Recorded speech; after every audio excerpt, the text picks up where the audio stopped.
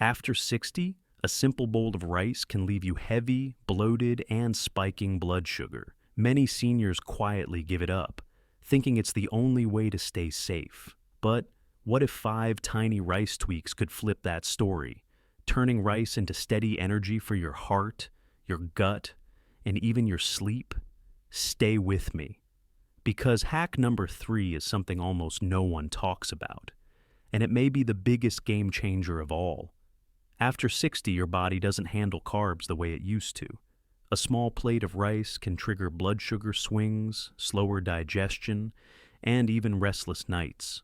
I've seen many seniors give up rice completely, but here's the surprising truth. Rice itself isn't the enemy. The real key lies in how you cook it, pair it, and when you eat it. With just a few simple shifts, you can enjoy rice again, without the crashes, without the worry, and with more freedom at the table. Today I'll walk you through 5 research-backed rice hacks that every senior deserves to know. 1. Cool and reheat rice for resistant starch. Have you ever noticed how a bowl of fresh rice can leave you drowsy or craving something sweet an hour later? That's because freshly cooked rice is packed with what we call available starch, starch that breaks down quickly into sugar. And after 60, when insulin sensitivity has already dropped by up to 30%, those sugars hit harder, staying longer in the bloodstream. But here's the surprising twist. When rice is cooled, even just overnight, part of that starch transforms into something called resistant starch. Resistant starch behaves differently. Instead of flooding your blood with sugar, it acts more like fiber, feeding your gut bacteria, slowing digestion, and easing the pressure on insulin. A 2015 Indonesian study put this to the test. Researchers found that rice stored at 4 degrees Celsius for 24 hours, then reheated, increased resistant starch content by 158%.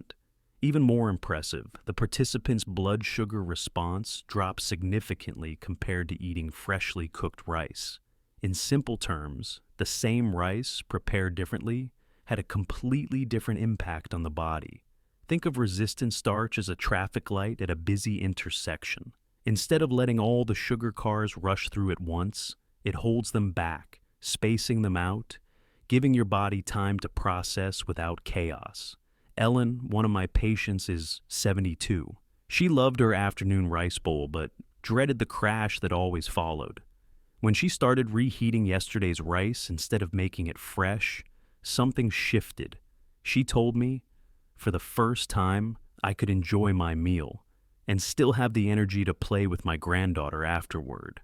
So here's a simple habit. Cook your rice. Let it cool in the fridge for a full day, then reheat before serving. It's still warm, still comforting, but now it works with your body, not against it. Have you ever felt that mid-afternoon slump after lunch? Imagine if the fix was already sitting in your fridge. 2. High amylose rice. Not all rice is created equal. Some varieties digest in minutes, spiking blood sugar like a sugar cube. Others break down so slowly, your body barely notices the rise. The secret lies in a natural compound called amylose, a type of starch that resists quick digestion. When rice has a high amylose content, usually above 25%, it acts almost like a slow-burning log on the fire. Instead of flaring up with a sudden burst of glucose, it releases energy steadily, keeping your blood sugar and insulin calmer. A 2024 review of 17 clinical trials confirmed this. Researchers found that rice with more than 27% amylose consistently produced a glycemic index under 70, far lower than the 80 to 90 you see with standard white rice. Another trial at the University of Hawaii compared 2 high amylose varieties, Dixie Belle and Rondo, to regular rice. Both showed significantly lower blood sugar readings for up to 2 hours after eating. Think of it like paper towels versus a sponge. Regular rice is like a thin towel that soaks up water instantly and drips just as fast. High amylose rice is the sponge, holding and releasing more slowly, preventing the flood. Frank, 68, discovered this the hard way. For years, he thought rice was the reason he always felt wiped out in the evenings. But when he switched to a high amylose variety, something as simple as reading the label and choosing long grain instead of sticky rice, he noticed a difference within a week. His energy stayed steady, and those evening sugar dips nearly vanished. So next time you shop, look for words like high amyloses or long grain varieties. Even better, experiment with Dixie Belle or Rondo if available. A small switch in the bag you buy can mean a big shift in how you feel after every meal. Have you ever noticed some rice makes you crash while others don't? Share your experience in the comments. You might help another senior. 3. Pair rice with beans. What most people don't realize is that rice doesn't have to stand alone. When you combine it with beans, something as simple as black beans, pinto beans, or red kidney beans, you change the way your body handles every bite. Here's why. Beans are rich in protein and soluble fiber. That fiber forms a gentle gel in your gut, slowing how quickly rice starch turns into sugar. At the same time, the protein signals satiety hormones, so you feel full without the spike. And here's the bonus. Beans feed your gut's friendly bacteria, boosting short-chain fatty acids that help lower inflammation and strengthen your gut barrier. The science is strong. A large Costa Rican study of 1,879 adults found that increasing the bean to rice ratio cut the risk of metabolic syndrome by 35%. Another trial in people with type 2 diabetes showed that pairing rice with beans significantly reduced blood sugar at 90, 120, and even 150 minutes after eating. Think of beans as brake pads on a car. Alone, rice can roll downhill too fast, letting blood sugar race out of control. But add beans, and those brakes apply smoothly, slowing the descent, keeping your body steady. Luis, a 42-year-old caregiver for his 70-year-old mother, tried this simple tweak. He started serving her rice with half a cup of black beans at lunch. Within weeks, her digestion improved, she felt less bloated, and her doctor noticed better glucose readings. Luis told me, "It felt like we gave her favorite food back, but in a way that didn't hurt her."